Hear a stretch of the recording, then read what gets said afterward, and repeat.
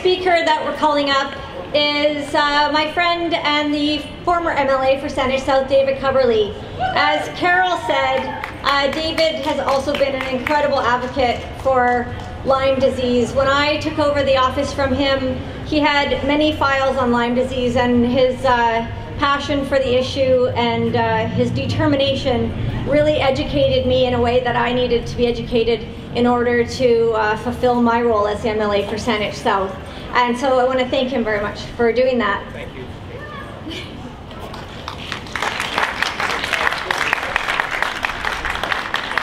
Yeah, I think it's one of the hard things. Well, there are a couple of hard things. One is you can't really ever stop being the former MLA for Saanich South.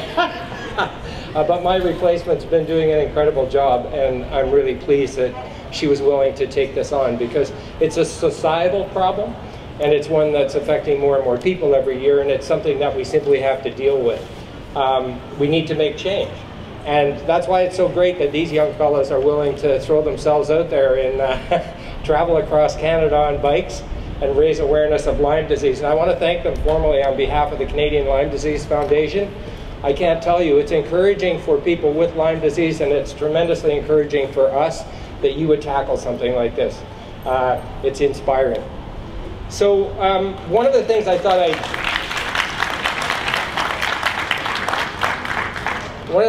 I'd do is bring Adeline into the room a little bit, because her words are really moving. It's Adeline, right? And her words are really moving, and if you go to the website, you can scroll down and read them. She's a private person, so she didn't want publicity for her disease, which I think is not unusual amongst human beings. Anyway, this is what she said, few snippets. Beginning in 2011, I gradually lost my strength and independence as my body grew so fatigued that cutting an apple put me severely out of breath. My brain became so handicapped that I could scarcely read or write. My legs quit doing what I wanted them to, and I needed my brothers to carry me around the house or push me in a wheelchair. Heart palpitations, tremendous air hunger, and cardiac episodes left me wondering if I would awake the next morning. Later on, an electrifying sensation and seizure-like involuntary body movements developed that kept me awake for nights on end. Although I have a large, affectionate family and a wonderful circle of friends, I could no longer spend much time with them because my brain couldn't tolerate the cognitive stimulation of talking and noise. It also broke my heart to see my family suffer on account of how sick I was. I want to try just a little more because it's very moving. She says, according to science, had I been properly diagnosed and taken just a 4-week treatment of antibiotics shortly after my tick bite, the incredible cost and misery of chronic Lyme disease could have been completely avoided. And that's the case. We could get rid of this as a problem if we detected and immediately treated acute Lyme disease. It's cured, it's gone 99% of the time, no recurrence. Instead, it took 18 doctors and 18 months to get to the bottom of my illness. I was passed from specialist to specialist, each of whom examined me through the periscope of their respective specialisms. However, chronic Lyme disease is a multisystemic illness that can present itself differently in each individual. The longer it goes undiagnosed, the harder it is to treat. Lyme is also a disease for which we have no reliable testing and a highly politicized disease, much like AIDS was in its early days. And there is a strong parallel with AIDS and how society reacted to AIDS. One last little bit. Lyme consumes not only its victims, but also their families. Besides the heartache of having a sick daughter, in the first 1.5 years of treatment, my mom was responsible for being my full-time nurse, hanging my IVs, doing the dressing changes for my PICC line, and monitoring me through days and nights of frightening Herxheimer reactions. When you start to void all of the organisms in your body, you have toxic reactions to it, and they're very severe. Battling these bugs is also sustained at great financial cost, never mind its toll in human suffering. When my parents supported my decision to attend an American university with a program that I loved, we had no idea that my first year of aggressive Lyme treatment would outspend my entire undergraduate education. Although we pay our taxes here in Canada, we are forced to go to the US for treatment because Canada doesn't acknowledge or treat chronic Lyme. So that leads me a little further, that little ending there with, we pay our taxes here in Canada, but we have to go away to get treated for a disease. We have a universal public health care system in Canada. And I come from a social democratic background, and that background, we like to take credit for having created a system that means that individuals who fall ill can be treated for their illness without regard for their ability to pay. We're really, really proud of that, and justly so. It's our primary social program. Our public health care system is there to provide us with medically necessary care as it's needed, when it's needed. It's obligated as members of that plan to give us that care, not to withhold it on pretexts. When you have disseminated Lyme disease, you're terribly ill, just as we heard from Adeline, deteriorating perhaps to the point of becoming an invalid without treatment, and you can actually die from it. So medical care is absolutely necessary, and medical care is owed you by our system. The harm today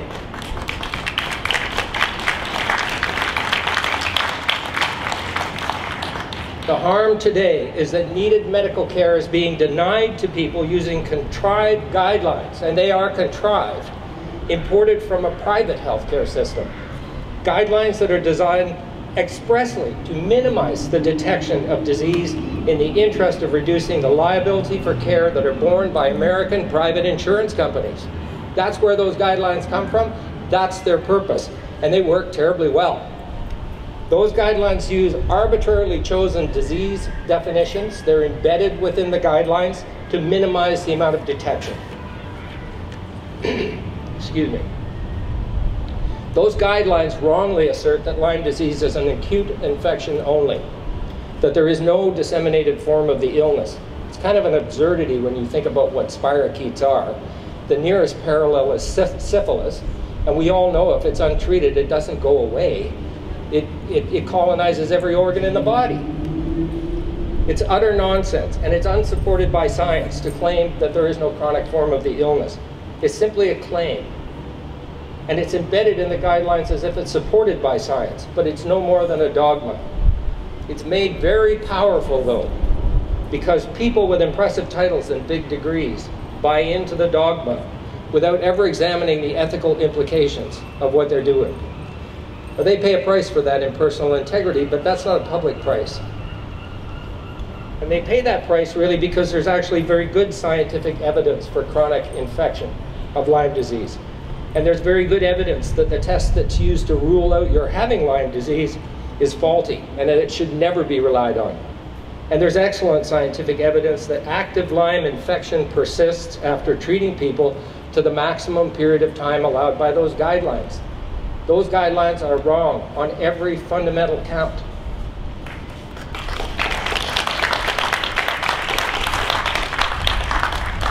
All of which allows us to say, although it falls on deaf ears, that the cookie cutter that they've created is not based on evidence. And that means it simply has to go. CanLyme, and I'm sure all of you believe that we need made in Canada guidelines that are generated by a process that's inclusive of all the science that's available. And there's a lot of science, as Gwen said, on chronic Lyme. And that's inclusive of those, not only of those people who support the status quo, which is how the process, if there's been any process around those guidelines, has occurred to this point, but inclusive of people who do not agree with the prevailing tenets against treating chronic Lyme infection. Patients need representation in the process of creating the guidelines. The American Institute of Medicine says patients need to be represented in the creation of any set of guidelines that control the delivery of care. Patients with Lyme need representation by experts who take the view that chronic Lyme is in fact a treatable condition, a normal and plausible view of an infectious illness. And it's supported by science. And it's borne out by the success that we see when people actually do access treatment.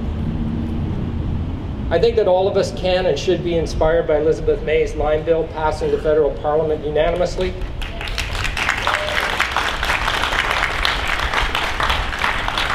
Just as Carol said, and I think Gwen alluded to it as well, people ask me how it could have happened, given that private members' bills are rarely allowed to progress beyond the introduction phase. You get to stand up and say, I've got a bill in the House, and then it's gone. no matter how good they are? And the answer, I think, is the answer that Carol gave. It's simply that enough of our legislators have had people walking into their offices, people like all of you walking into their offices, asking why they're being done out of their public health care benefits when they have a treatable condition. So most of our legislators of every stamp, and Hugh party is irrelevant, have met families who are suffering from this burden. And because they have their ear to the ground at the community level, which is something that politicians do, they know that something has to be done to change this flawed paradigm. And the same is true here in BC, because Lyme's circulating all around us. And you can come into contact with it anywhere. You don't have to go on the West Coast Trail to get it. You can be gardening in your backyard, and it can happen to you. So Elizabeth May's bill is one avenue for change, and we have yet to see whether it can lead us to a useful place, or whether the powerful specialist medical interests who manipulate processes behind the scenes and support the status quo will win out yet again, the way they did with the BC CDC. I personally remain optimistic about the possibilities for change, and I'll stay that way up until the point where they're shown to be groundless.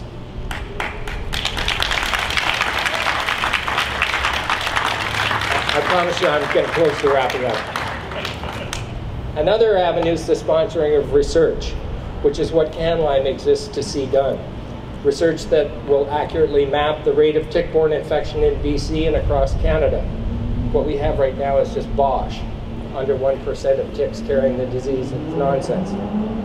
Research that generates understanding of the complex ecology of Lyme, which circulates through birds and small mammals and large mammals like us, increasingly. Research that develops more precise understanding of Borrelia as a stealth pathogen, which has ways of confusing our immune system and protecting itself from antibiotic therapies. Research that points towards effective treatment of Lyme disease, both remissive treatment and ultimately a cure. Daniel and Tanner are out there riding for Lyme. They're riding for their afflicted friend Adeline and for the thousands of Adelines who are bedridden across Canada. They're riding for hope. They're riding for prevention. They're riding for treatment. And they're riding for cure. We're here to show our support today and to cheer them on and to thank them from the heart for undertaking this act of generosity and awareness raising. Thank you.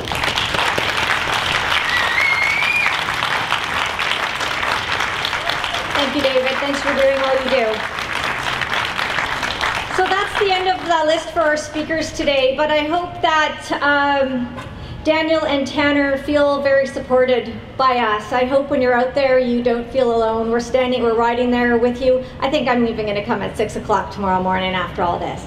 But I also wanted to say to the people here today that are suffering with Lyme and supporting people with Lyme, we are standing with you and we're going to keep trying, each of us in our own way. So feel supported by us. We're there for you. Thanks for coming. Another way you can support this ride is to head over to those tables over there and to make a cash donation. Anything over $25 gets you an instant tax receipt. You can buy these great t-shirts. You can buy the armbands. They have a whole selection of things you can do to help support the ride. Congratulations and good luck, you guys.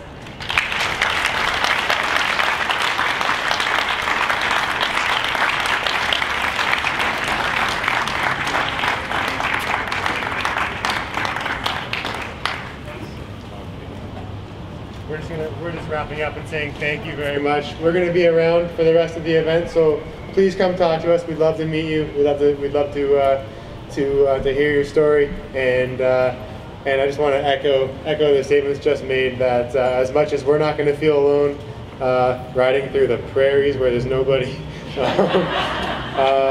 we want you guys to know that you guys are in our hearts as well. If you ever feel like you want to reach out to us, our emails and our phone numbers are on the website, just for any sort of encouragement or anything.